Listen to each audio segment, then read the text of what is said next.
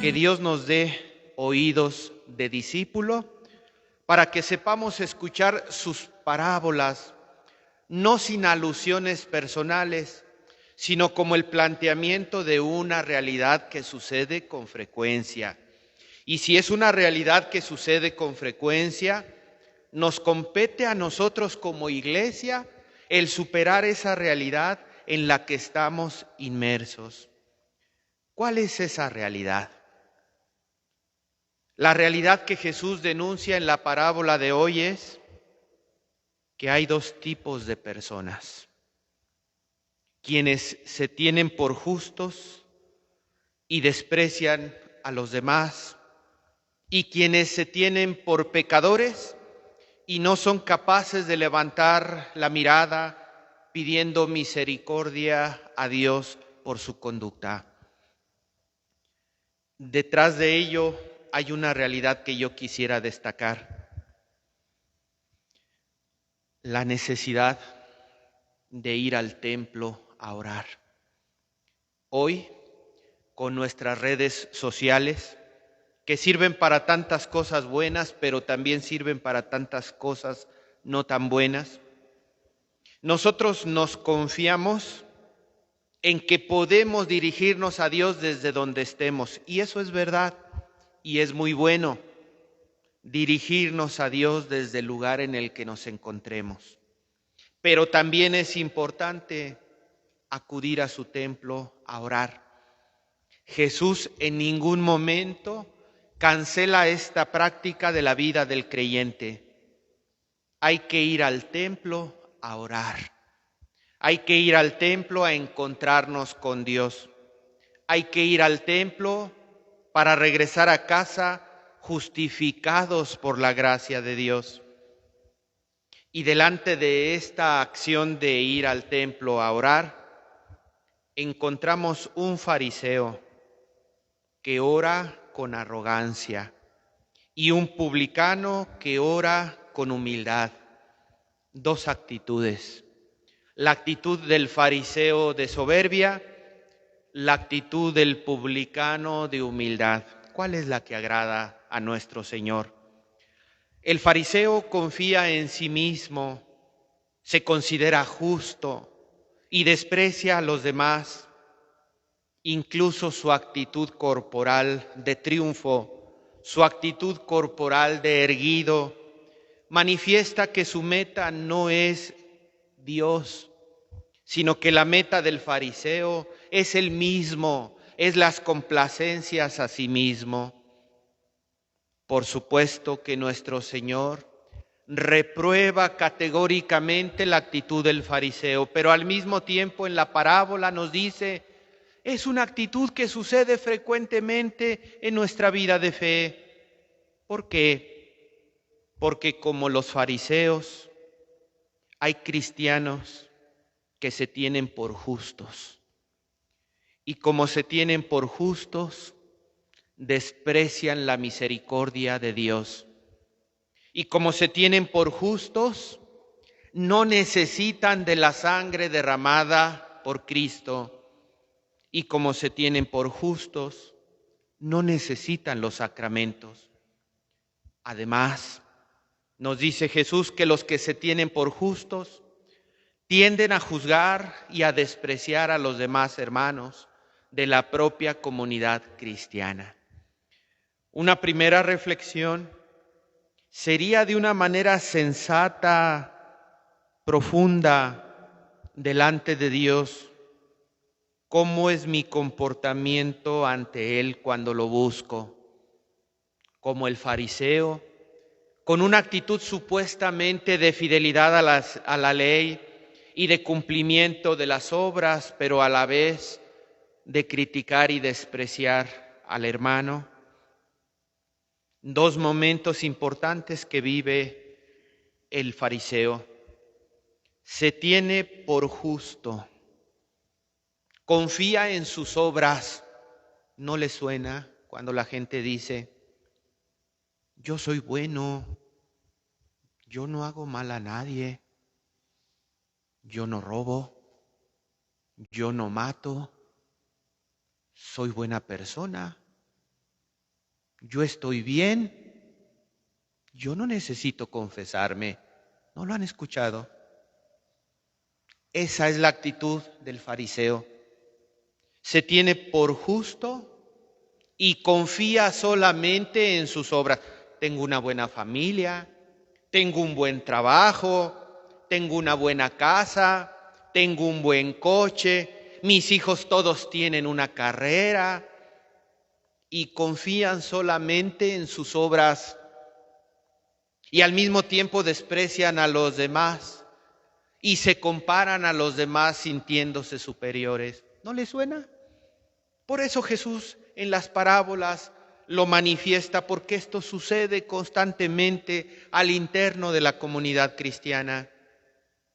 Para la actitud del fariseo, para la actitud del hombre buena onda de hoy, que se porta bien, que no es malo, que tiene una bonita familia, que tiene unos hijos preciosos, no aparece para nada la obra de Dios, porque todo es fruto de mi esfuerzo, todo es fruto de mi sacrificio, todo es fruto de mis obras. ¿Y dónde queda Dios? No aparece para nada la obra de Dios.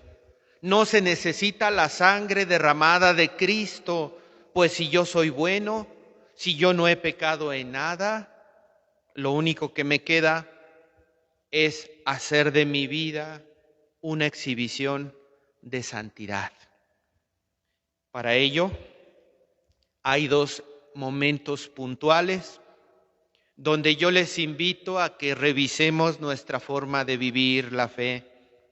Yo creo que cuando escuchamos que el publicano y el fariseo asisten al templo, en nuestra época lo podemos traducir como cuando nosotros acudimos al Santísimo o como cuando nosotros acudimos a los sacramentos. Sería el equivalente, porque en aquel tiempo el valor del templo es como para nosotros hoy la presencia de Jesús expuesto en el Santísimo o la presencia de Jesús que quiere actuar en los sacramentos. ¿Cómo es nuestra actitud cuando vamos a visitar a Jesús ante el Santísimo? Como el fariseo que sabe que todo lo ha hecho bien, que la obra de Dios no es tan importante, que lo importante es solamente lo que yo he realizado. En cambio, el publicano no se atrevía ni siquiera a levantar los ojos al cielo. El publicano ni siquiera se atrevía a mirarlo a la cara. Lo único que hacía era golpearse el pecho diciendo: apiádate de mí, que soy un pecador. De lo único que podemos presumir delante de Dios es que somos pecadores. El publicano regresa a su casa justificado, es decir, reconciliado, es decir, en paz con Dios. ¿En dónde encontramos esa paz de Dios? ¿En dónde encontramos esa reconciliación? En muchos lugares, pero hay dos que sobresalen por todos los demás: cuando estamos ante el Santísimo y cuando celebramos los sacramentos. Dos vías eficaces para que encontremos la justificación y la paz de Dios. El publicano que se reconoce pecador, Jesús lo señala como aquel que es agradable a Dios. Por sus obras, los fariseos se sienten seguros de su saldo a favor. Que no sea así entre nosotros, hermanos. La misericordia de Dios no es un registro contable donde nosotros vayamos revisando entradas y salidas y cuánto nos queda de ganancia.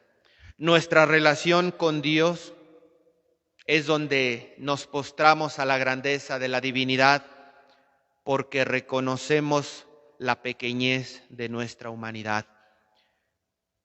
San Agustín nos dice: te acusaste y Dios te excusará. Pero si tú te excusas, Dios te acusará. Tú sé tu propio fiscal y Dios será tu abogado defensor. Pero no quieras ser ante Dios tu propio abogado defensor, porque entonces Dios será tu fiscal. Por lo tanto, nuestra actitud como creyentes ante Dios, y más en este tiempo de Cuaresma, debe de ser, como dijimos en el Salmo responsorial, de misericordia. Por tu inmensa compasión y misericordia, Señor, apiádate de mí, olvida mis ofensas, lava bien de todos mis delitos, purifica mis pecados.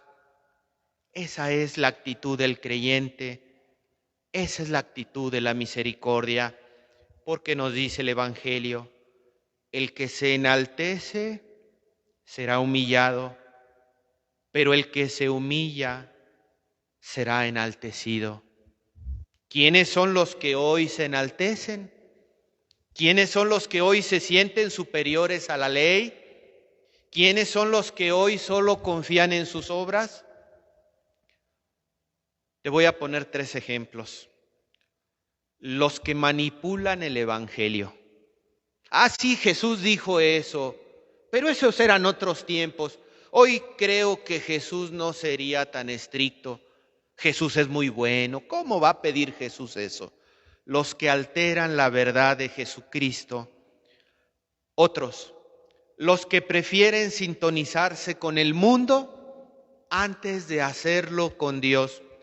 Yo prefiero que la iglesia se actualice para que esté en sintonía con el mundo y me olvido que la función de la iglesia es que el mundo se sintonice con la dimensión de Dios. Pero hay un tercer tipo de personas que se sienten superiores a la ley y con esto quisiera terminar porque a mí es el que más me preocupa. ¿Qué pasa? ¿La gente se siente justa? ¿La gente confía en sus obras y por lo tanto ya no necesita el sacramento de la confesión? Insisto, no son alusiones, no lo digo por ustedes. Es una realidad que vive nuestra iglesia. Se está despreciando, se está demeritando el sacramento de la confesión. Y te voy a decir algo más. Si agarramos el ritual del sacramento de la confesión, dice en el ritual, el penitente puede decirle al sacerdote, por ejemplo, estas palabras: Jesús, Hijo de Dios, apiádate de mí, que soy un pecador. ¿Cuáles son las palabras que el ritual de la confesión sugiere para que el penitente las diga? Las que dice el publicano del que acabamos de escuchar en el Evangelio. Es una realidad que está carcomiendo a nuestra iglesia. La gente ya no quiere saber nada del sacramento de la confesión. Y no sabías que nuestra actitud de publicano, para vivirla eficazmente, tenemos el sacramento de la confesión. Yo no soy fariseo, porque yo no me creo más que los demás. Bueno, pues sé publicano. Valora la misericordia de Dios que se derrama sobre ti en el sacramento de la reconciliación. Dice el catecismo en el número 1422, los que se acercan al sacramento de la penitencia obtienen 3 cosas. Quienes se acercan a la confesión obtienen 3 cosas. Primera, de la que nos habla hoy el Evangelio, la misericordia de Dios.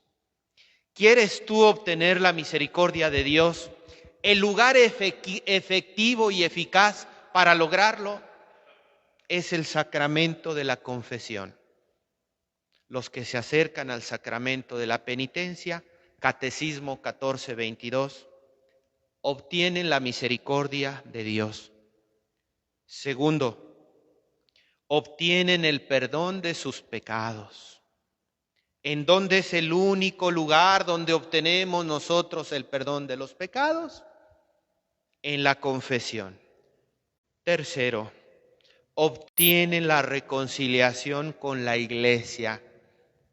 ¿Y quién es el cuerpo místico de la Iglesia sino nuestro Señor?